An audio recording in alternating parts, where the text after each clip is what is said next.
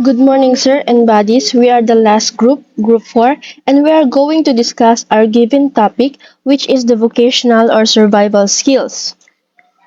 But before we proceed to the discussion proper, allow me first to discuss the different types of therapeutic modalities. First, sa parole and probation administration, they have therapeutic community. Second, sa Bureau of Corrections, they have the Therapeutic Center. And lastly, sa Bureau of Jail Management Penology, they have Therapeutic Community Modality Program, which we will discuss later on. Sa Pilipinas, sila ang common na gumagamit ng therapeutic modalities in rehabilitating person deprived of liberty or a client na pinasok sa tinatawag natin na therapeutic modalities. So, bakit Bucor at BJMP? Kung mapapansin natin, this is a form of institutional correction. Pag sinabi nating institutional correction, ang purpose niyan ay rehabilitating person using institutional-based program.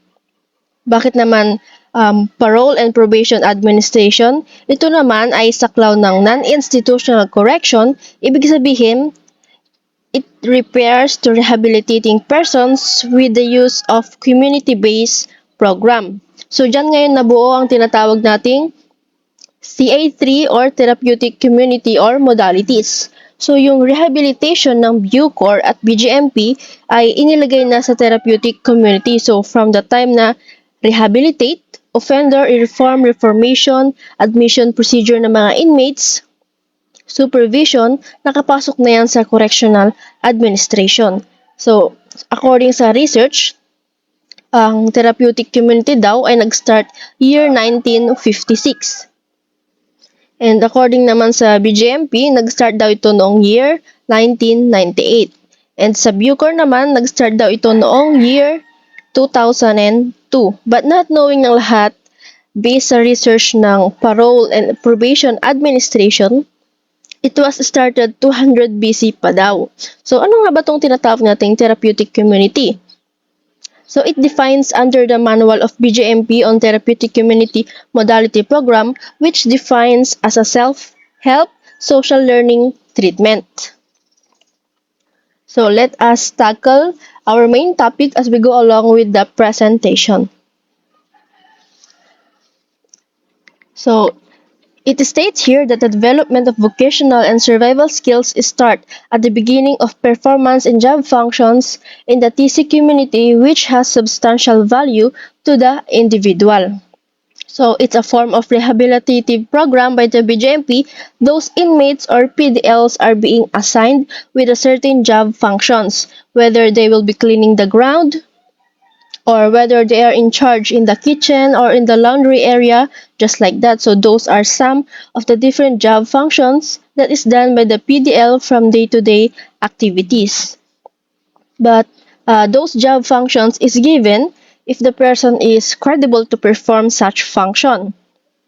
So when you say TC community or one, if the jail facility is implementing a therapeutic community program, there is a lack of security, but the limit only on the morning meeting. So those are the chance that there will be a lack of security in the morning meeting. But in a job function, those are the PDLs that are already the trustees. Like for example, 1 year na lang lalabas na sila sa facility and walang bad records while staying the facility, so they can be considered as trustees. Also, its aim is not only to detain or confine residents, but also to challenge them to learn vocational skills for their re-entry to the community. So, another vocational and survival skills is the implementing and skills training to the PDL, whether what hobbies or what passion would they want to engage into. So that is the aim, to rehabilitate the PDL at the same time teaching them the skills or livelihood survival skills that when the time they are reintegrated back to the society, they can be a productive citizen and they are independent. Also, vocational rehabilitation helps the individual become less dependent, adapt himself, and become more independent by making positive changes. So this vocational and survival skills training, or this aspect in the rehabilitation program, this breaks the stigma of those ex-convicts. So when you say ex-convicts, it's either they have already served their sentence inside the jail facility. So in order to break that stigma, as a form of rehabilitation program, they are being taught with livelihood skills education or livelihood skills training in order for them to not be idle when they are integrated back in the society. Instead, they are productive citizens. So let's go with the skills and attitude development. So how will a certain skills develops his attitude? So the formula here is thinking plus feeling is equal to behavior, and thinking plus feeling plus behavior is equal to attitude. So it states here that an attitude is a set of feelings, thoughts, and disposition. Attitudes determine how one will act. Attitude stems from the way one thinks, feels, and behave. The ideas formed from one's thinking will be translated into feelings.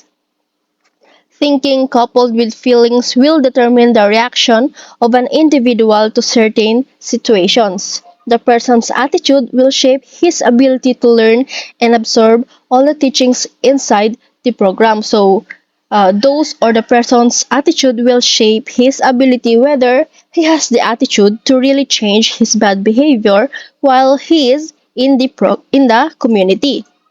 So if the person has the willingness to change certain behavior, so he must have the attitude that will shape his ability to learn and absorb all the teachings inside the program so that it also helps the member of the therapeutic community facility. So it will design his willingness to take on responsibilities and develop oneself.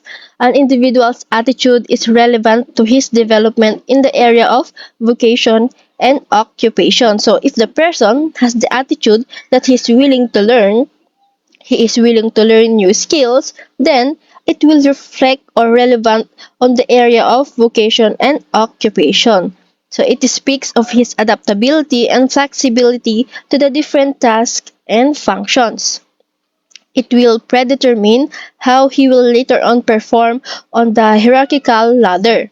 The development of skills is inseparable with the other components of TC as each component plays a vital part in the shaping of one's attitude. Yes, the target of the development of skills is that you are to become an independent and productive citizen when you are integrated back to the society.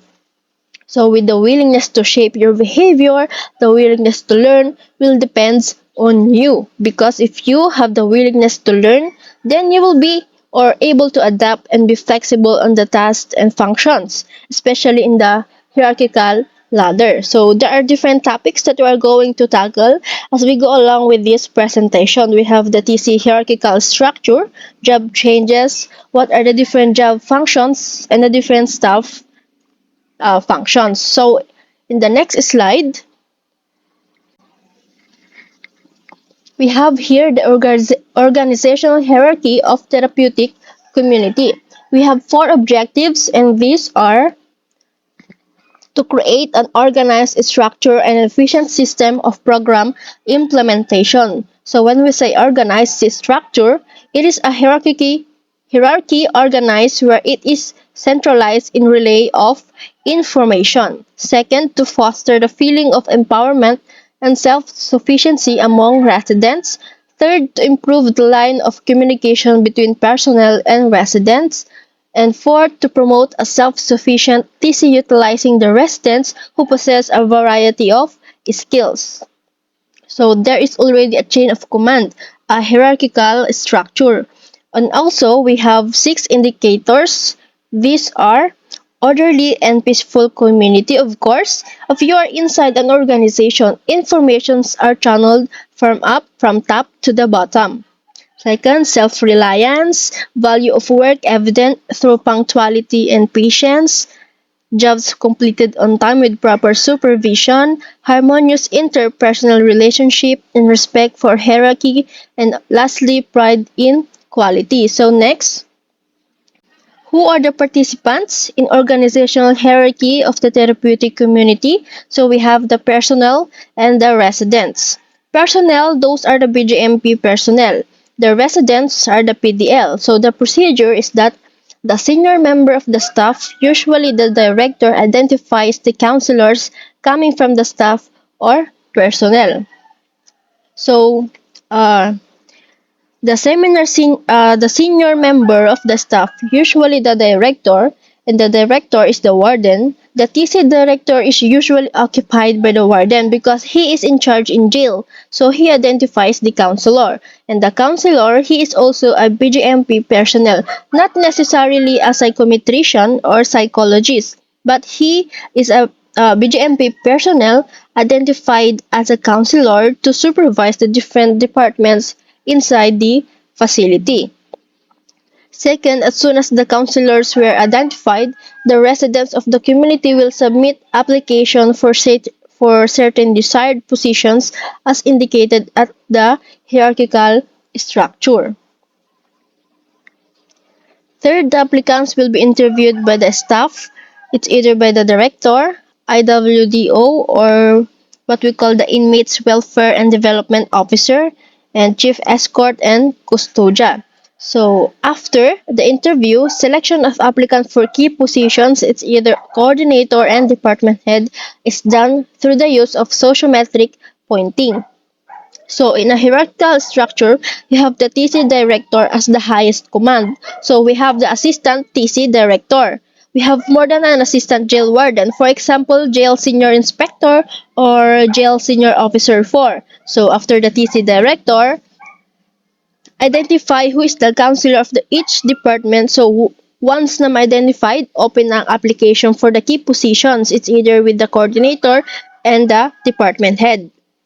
So, pag nag-apply ka, i-assess ka whether you are credible to that key position, and if that was already evaluated by the director and by the IWDO, the chief escort and the custodial, after that, the personnel already or after announced who will pass to the applicant in holding key positions such as coordinator and department head. And once the announcement is done, the crew members will assign per assessment of the IWDO, chief escort, and custodial. So we cannot deny the fact that there are persons allowed to commit to go in jail facility. So new residents will be assigned automatically at the housekeeping department for 1 month for orientation purposes. So talagang may makukulong, may lalaya, parang cycle lang. So every time that there's a new residence committed in a jail facility, automatic na mapupunta siya sa lowest na rank, which is the housekeeping department for 1 month for orientation purposes. They will assess you during your stay if you don't have a bad records. So that is the procedure in organizational hierarchy of therapeutic community. Good day everyone, especially to our instructor, SFO to Sir Jason Nisida. Good morning sir. My topic is about TCMP hierarchical structure. Type A and Class A TC community jail population of 1,000 up. So before tayo mag-proceed, ano nga ba ulit yung TCMP? Isa siyang BJMP program na kung saan they are the one who supervise sa pag-aayos ng behavior na meron yung PDL. And then, ang goal nila is ma-use or ma-rehabilitate yung way of thinking nila sa pamamagitan ng mga group processes. And this program by BJMP, ang layunin nila is maturuan sila na magkaroon ng mga positive thinking, pro-social values, good decision making, and positive coping. So, the DCMP hierarchical structure is composed of personnel. Ito yung mga BJMP personnel, and yung residents, ito yung mga person deprived of liberty. So, ang TC is para siyang functional family na kung saan merong older and younger members. So, each member is may sari-sariling role and responsibility para masustain yung proper functioning of TC. These are a set of rules and community norms that members upon entry commit to live and uphold. So, dumako naman tayo sa procedures kung paano nga ba nabubuo yung TCMP hierarchical structure. So, yung senior member of the staff, usually ito yung director and the warden.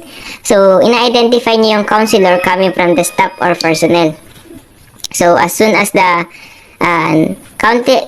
identify na yung counselor, yung residents of the community, magsasubmit sila ng application for certain desired position. For example, gusto nilang magkwan sa kitchen department. Yun.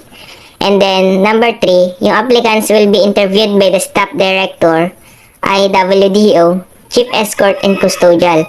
So, after ng interview, mamimili na sila ng mga applicant na mapupunta sa pwedeng maging coordinator or department head. And then number 5, yung crew member will be assigned as per assessment of the IWDO and chief escort and custodial. Yung new resident will be assigned automatically kung for example nito is yung bagong pasok ka pa lang sa BGMP or inside the jail. So, ang una mong ma-assign is sa housekeeping department ka. Is for 1 and for orientation purposes lang. So, ano nga ba yung mga function ng staff sa TCMP hierarchical structure? So, director. Magsimula tayo sa director.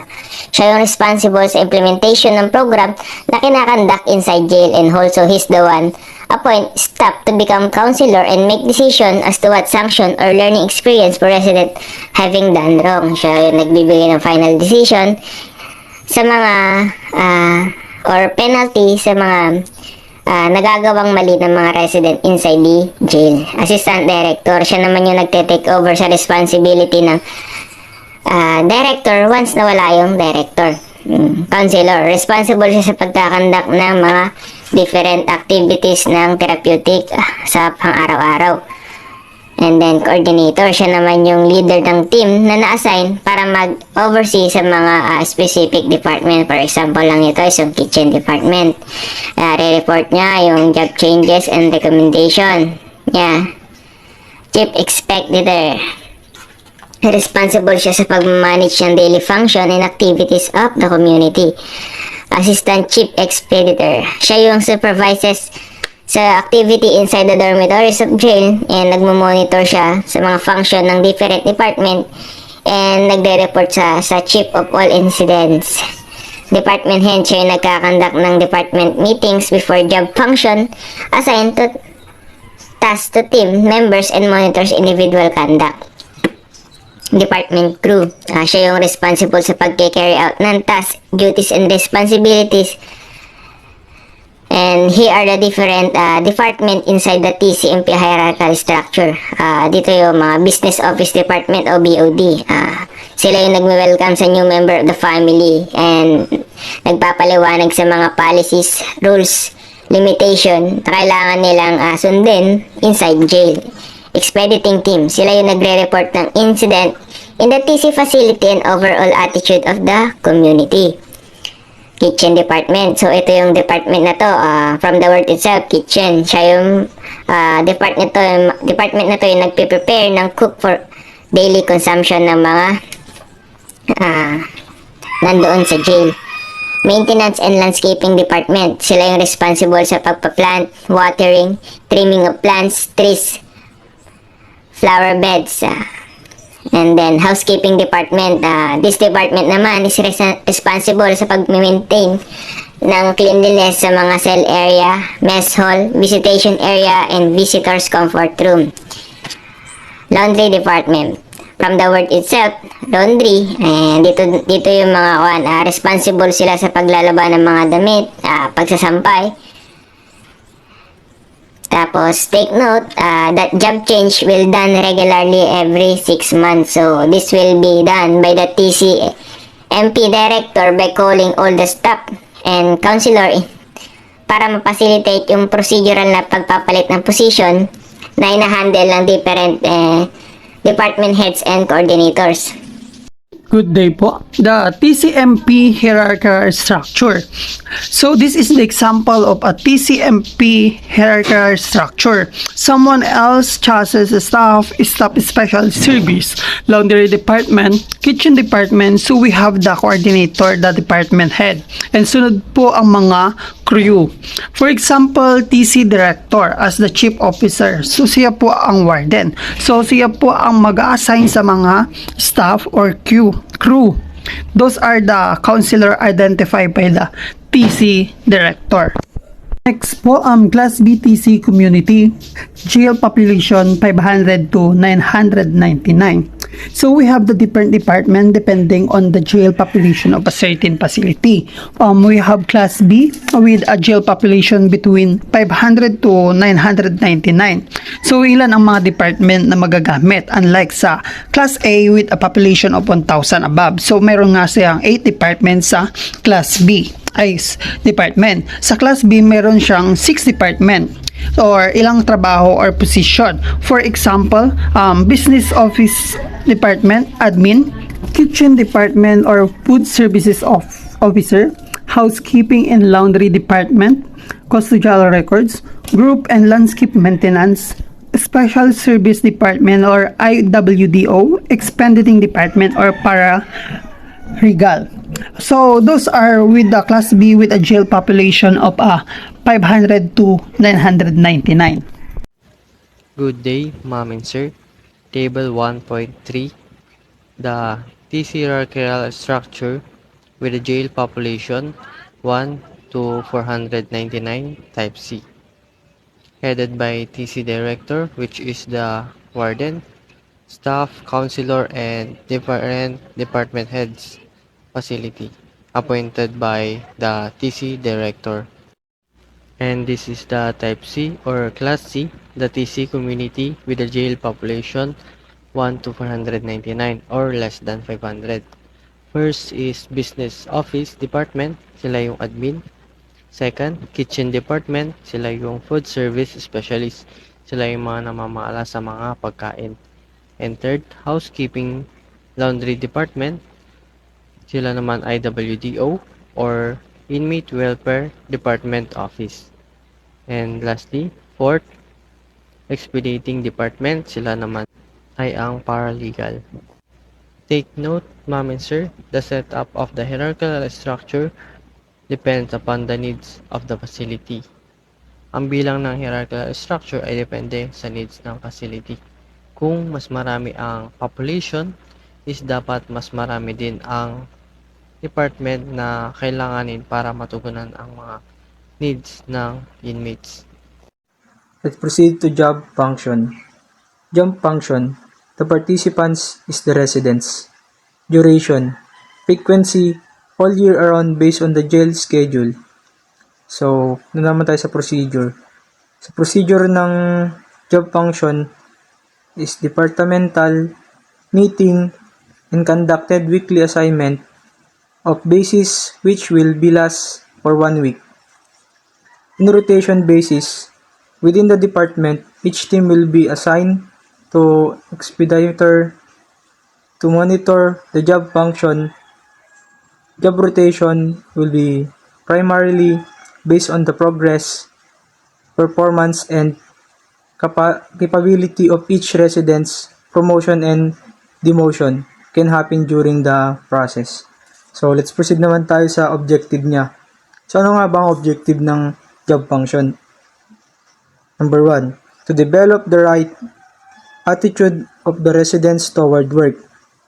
Number 2, to enhance the capability of the residents in their day-to-day tasks with the utmost pride. So, ano naman yung what is the indicators? O ano nga ba ang indicators ng job function? Number 1, develop self-worth and sense of responsibility. Ito nagpapahubog ng ating sarili na magtrabaho because we have a responsibility.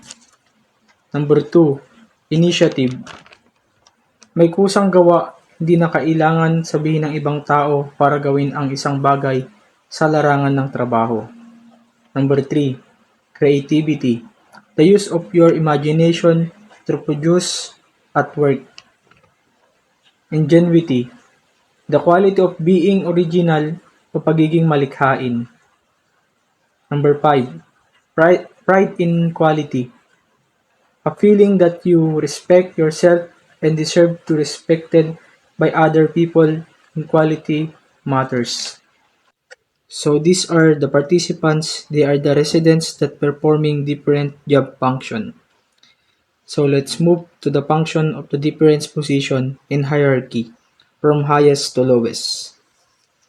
These are the key position that is handled by the residents in hierarchy. Coordinator number 1. A positive role model. Number 2. Deals with the attitude of the residents and act as a member of the panel during the haircut and addresses the residents in general meeting. 3. Leader of a team assigned to oversee a specific kitchen department, cutting of a learning experience department. Number 4. Responsible for reporting a job change and recommends. Number 5. Assign a coordinator on duty of the day and delegate tasks to cover for the day. 6. Encourage residents to use behavioral shopping tools, encounter sleep booking, and etc. 7. Responsible for overseeing that each team work efficiently. 8. Supervise the overall function of the department in the TC facility. 9. Report all staff and incidents that is not in the boundaries of a residence to deals with. Number 10.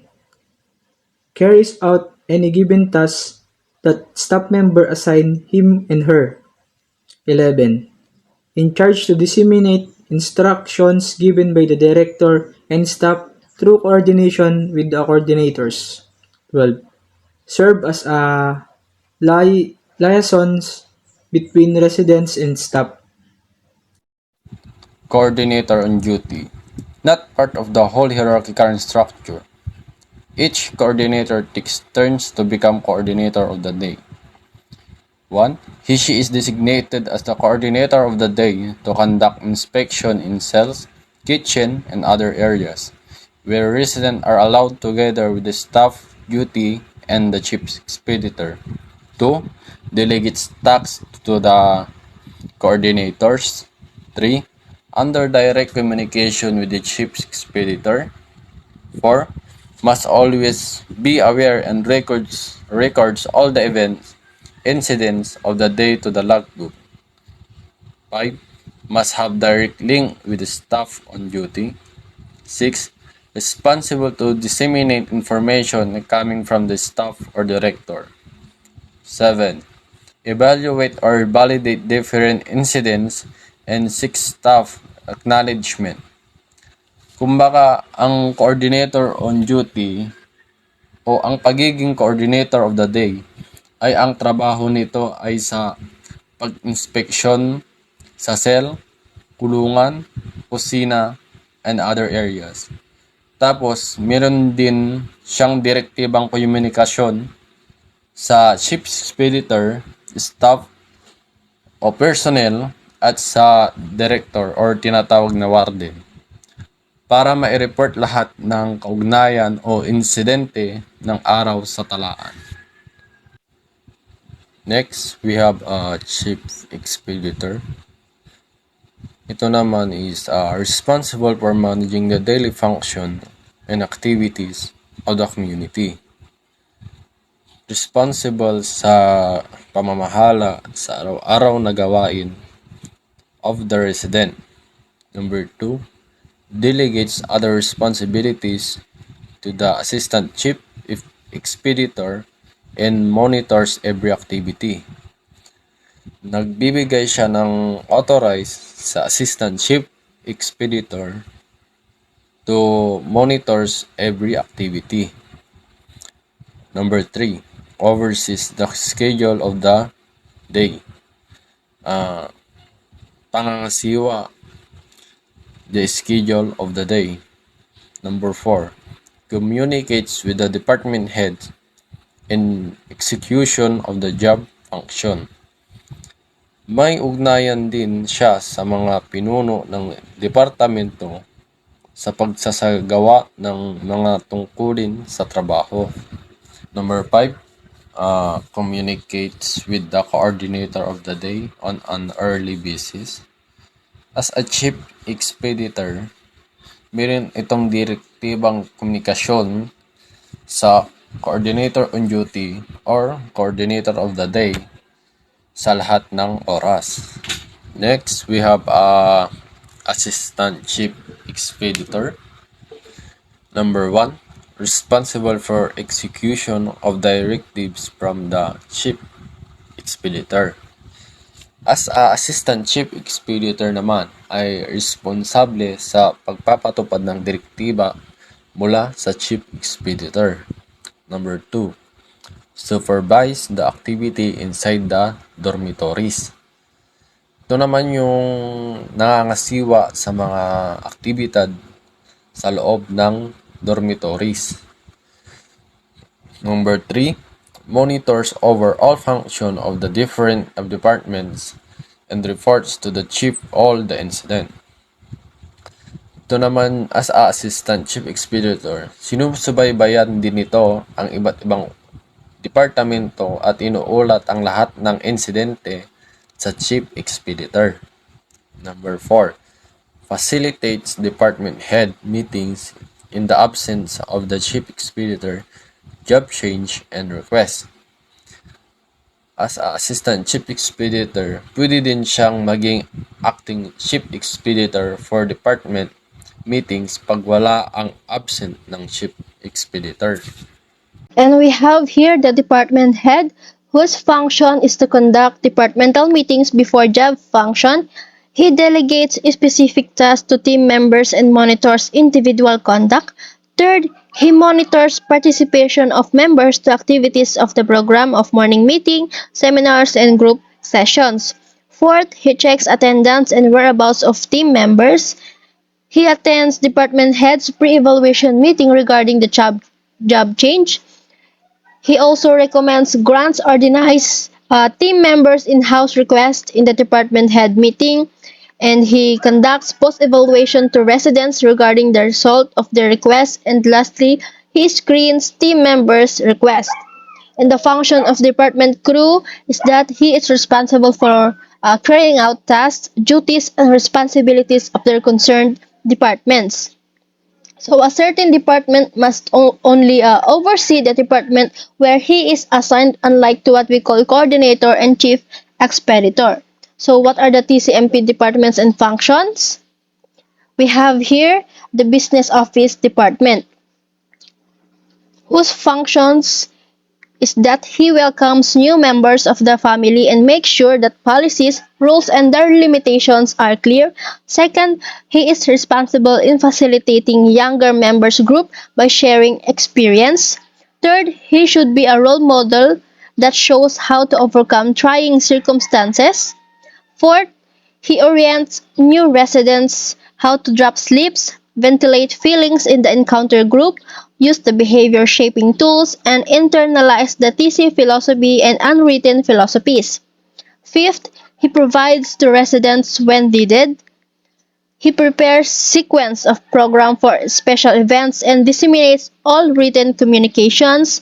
He maintains and updates bulletin board postage and announcement. And he also updates profile of residents and provides lists of residents in the tag board to be posted in every dormitory. And lastly, he prepares sound system in every activity. So when we say expediting team, so sila yung responsible sa pagpapacilitate ng resident or different departments. And then their task is to oversee the day-to-day affairs of different departments. And then sila din yung nagre-report ng incident sa TC facility and overall attitude of the community. In charge din sila sa pag-attendance sa mga residents in groups. For example, ito yung mga may nangyaring seminar, static, specialized group. And sila din yung nagko-confront sa attitude around the house and make necessary step to address them through booking. So, sila din yung nakikipag-coordinate with staff regarding sa mga announcement and activities na gaganapin inside jail, medication, court hearings, and proper information dissemination sa mga resident. Coordinate sa with coordinated duty and medical attendance sa sick resident. So, sila yung nagpe-prepare ng designated room assignments upon admission ng new resident. And sila din nag-oversee ng activities ng mga residents in the learning experience structure. So, pag sinabi naman natin kitchen department, from the word itself na kitchen, pumapasok na agad sa isip natin yung word na pagluluto. So, basically, ang kitchen is responsible sila sa pag-prepare ng food for daily consumption, nagme-maintain sila ng quality ng food, and dietary requirements sa iba't ibang menu. Sila yung nagpre-preserve sanitary working environment and nagme-maintain sila ng kitchen equipment properly. Minamanage nila yung quantity of food na sinaserve nila to minimize the wastage. And then, nagpe-prepare sila ng menu for special requirement and occasion. For example, may program na ginanap sa inside the jail. And then, na sila yung merong task na mag-prepare ng special requirements or special food for the occasion na yun. And then, siniserve daw nila yung meal nila on time. And also, ini-ensure nila na yung proper storage of food items para maiwasan yung contamination. And then, conducts regular health and screening kitchen workers. Palagi daw nagkakandak sila ng health screening sa mga nandoon sa loob ng kitchen department, yung mga department crew. Maintains proper washing of dishes and kitchen utensils, proper disposal of waste material. Mini-maintain daw nila yung maayos na paglilinis ng mga dishes and kitchen utensils and proper disposal ng mga basura. So, maintenance and landscaping department. We have maintenance and landscaping department. He maintain cleanliness of grounds, responsible in planting and training of plants, trees in flower beds. Maintaining inventory of materials and equipment. Inform staff of any equipment that needs repair or replacement. Responsible in making minor repairs of jail facility and equipment. Responsible in monitoring property usage of water and electricity. So, any function that maintain in landscaping department. For example, mga taga-repair or taga-ayos. So, sila ang mga department ang in charge. So, they are also crews that are assigned in a certain department. So, next po ang housekeeping department. Housekeeping department maintaining the cleanliness of the cell area, Miss Hall, visitation and visitors room, comfort room, maintaining inventory of housekeeping materials. So a new residents committed in a jail facility, so he is already or he will be assigned for a 1 month under the housekeeping department as a form of orientation purposes. In the laundry department, we assign and schedules laundry time for every dorm, and designate and maintains hanging area for wash clothing. And 3. Collect the dried wash clothing and distribute to the respective dorms. Next, we have staff functions. In staff function, we have a director.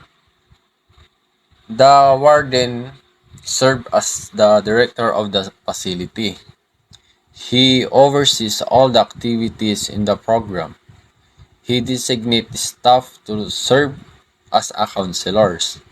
He makes final decision as to what sanction or learning experience will be meted out to erring resident. Kumbaga, ang trabaho ng direktor, siya po ang high staff facility officer or as a warden who has direct command to both resident and staff. Siya lahat ang nangangasiwa sa aktibidad sa programa or nagtatalaga ng mga tauhan at desisyon rin niya of what sanction learning experience will be sa mga erring resident. Next, we have assistant director. This position usually occupied by assistant warden. He takes over the responsibilities in the absence of the director. He reports directly to the director and assists him in the conduct of the latter's responsibilities. Ang assistant director ay kasama sa disciplinary board. At ang pagiging assistant director naman ay inaako niya ang mga responsibilidad kapag wala ang absent ng director. At direktiba siyang nag-uulat sa director at tinutulungan o assist him in the conduct of the latter's responsibilities. As a assistant director, to hear the facts of an alleged misconduct refers to it. Counselor. Ang staff ay nag-a-assign ng counselor for each department. Dahil sa kakulangan ng tauhan sa kulungan, the custodial officer ay kadalasan itinatalaga bilang counselor. The counselor are responsible for conduct the different activities of TC on a daily basis. Each counselor, ang trabaho niya ay to monitor the activities of their respective department. They will conduct individual counseling and facilitate group. They are present in the conduct of different behavior shaping tools instead of dominant figure. Ang tungkulin ng counselor ay palakasin o pausahin ang community as the primary change agent and build to community to function around the establishment, the hierarchy. Now let's go with the how will the job function of a facility changes. This kind of job change will be done by regularly every 6 months. 6 months ay magkakaroon ng job change o job rotation within its member o sa TC staff and resident only. This will be done by the TCMP director by calling all the staff counselor in order to facilitate the procedural change of the position, handled by department heads and coordinators. Once the meeting is done, the coordinator will now apply for position as they want to be assigned. That will be evaluated by the staff before giving them their new assignments. After the after each assign is identified, the director or the IWDO or Inmate Welfare Development Department office will then announce the community the new assignment and position the applicant are holding. And these are the possible intervention. The applicant apply and conduct a serious interview. They pre-evaluated, discuss post evaluation, and lastly announce. Yes, what are the possible objective? To assess and determine who is the best person capable to handle the position among the applicants. To create opportunity and experience various job position for everyone in the TC facility. The member of the TC facility ay ini-encourage to job change para maka-experience ng iba't ibang trabaho like sa laundry department, kitchen department, and etc. And this is expected result: harmonious relationship among the resident assigned to their new position, person growth and development in his attitude toward the work and job function. Method and procedures: the director will call a staff member meeting for a job rotation or job change. The residents will apply for their desired position and undergo interview with the responsible persons. After the post-evaluation, the IWD in charge announce the selected applicant on their respective position. Duration is, ito naman is every 6 months. Responsible person, IWD, O, officer of the day, custodial staff, disciplinary board.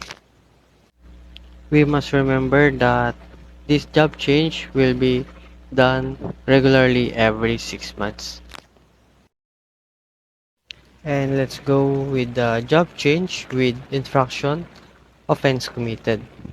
Itong job change naman ito, tsaka lang magkakameron ng job change if a person or holding key position commits infraction such as the violation of cardinal rules.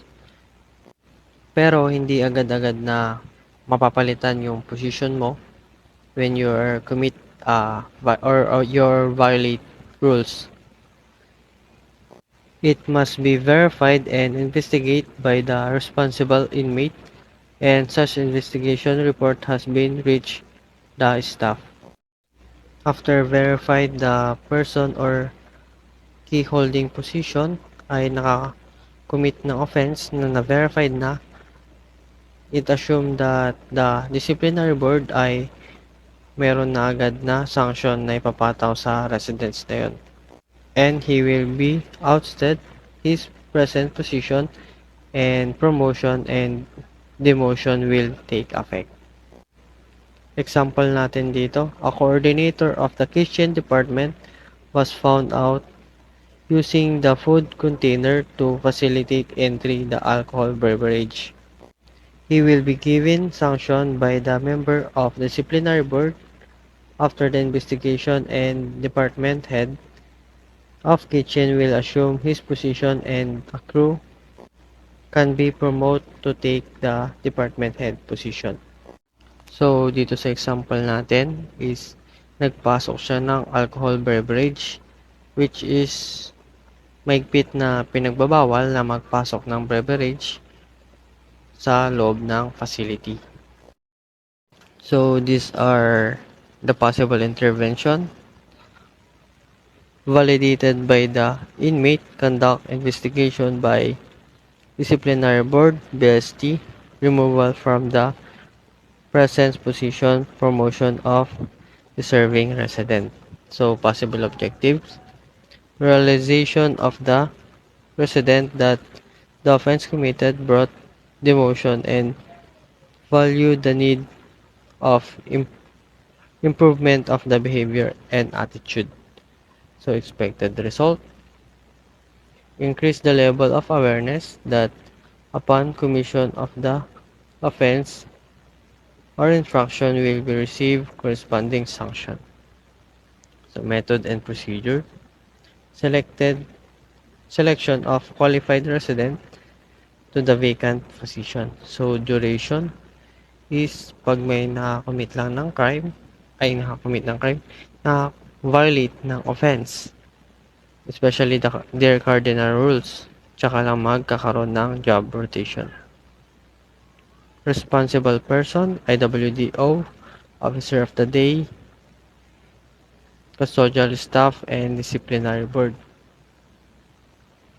So, hetong job change nito ay gagana lamang or isasagawa lamang kung ang isang member or a holding position ay naka-violate ng rules, especially their cardinal rules, lalong-lalo na kung ito ay napatunayan sa pamamagitan ng imbestiga. So let's proceed to job change. What's job change? Job change, vacated position upon release, where all TC implementing jails, when upon the release of residents holding a key position, participants of TC, staff and residents.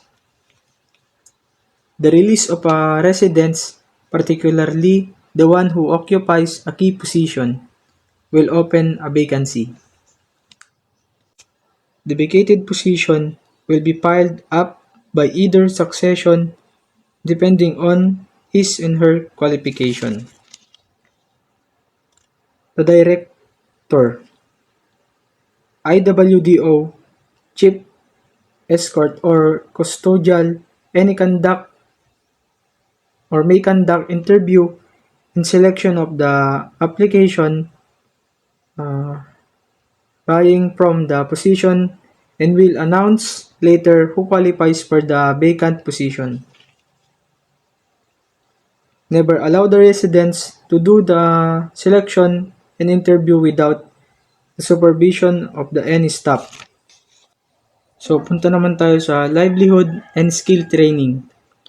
So, the objective of livelihood and skill training is to motivate participants of the residents in the livelihood and skill training in preparation for integration to the mainstream of society.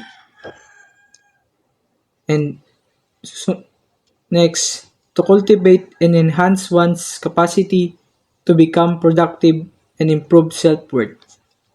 So, ano nga ba yung indicators ng livelihood and skill training? So, yung indicators niya is number one, self-reliant, resourceful, and creative individuals. Number two, generate income design tools. So, project proposal, training design, visibility, study with the participants, resident, and staff. Procedure. So, ano-ano nga ba ang procedure nung livelihood and skill training? So, ito yun. So, ang procedure ng livelihood and skill training na dapat ang IWDO o ang Inmates Welfare and Development Office ay magsasagawa ng inventory ng mga residents para matukoy ang appropriate skill training na kailangan na sa tulong ng mga skilled staff o outsourced trainer. So, the residents are trained on their specific field of interest which could be their source of livelihood once they are released from jail. So, the next page is the list of the suggested vocational skill training. So, kung makikita nyo po sa screen, yan po yung mga list ng suggested vocational training. So, yan po. Makikita nyo po sa screen. Yung course, description, requirements, and support group. Yan po. Tapos kung yung other suggested skill training niya po, number 1, rug making. 2, wood carving. 3, flower making. Massage therapy. Artistry. Basic electricity. Automotive. Masonry and carpentry. Tailoring and dressmaking. Furniture. Lantern and Christmas decor making. T-shirt printing. Basket weaving. Shell craft. Guitar making. Organic farming, and etc. So, before we end the discussion, these are the other suggested vocational skill training. Yan po yung mga naka-flash sa screen. Diyan nyo po makikita yung mga suggested vocational skill training. So again, the TCMP program is divided into four major components or aspects, and these are: first, behavioral management; second, psychological and emotional aspect; third, intellectual and spiritual aspect; and lastly, the vocational and survival skills training. So these four aspects have different responsibilities in helping shaping the behavior and attitude of a certain person or residents, or in every residence, but they have the same goal, and that is to prepare the person or the PDL to be physically, mentally, spiritually, and other aspect, that when the offender or when the PDL or when the inmate is reintegrated back to the mainstream of the society, they are ready, productive citizen, independent citizen, as well as the stigma will break that ex-convicts are idle. So this is a form of rehabilitative program done by the BJMP. So know that this BJMP TCMP program manual is centralized, and that is performed by all the implementing jails who is following a TC community in all of the BJMP jails nationwide. So that ends our discussion on the TCMP manual of the BGMP. Thank you.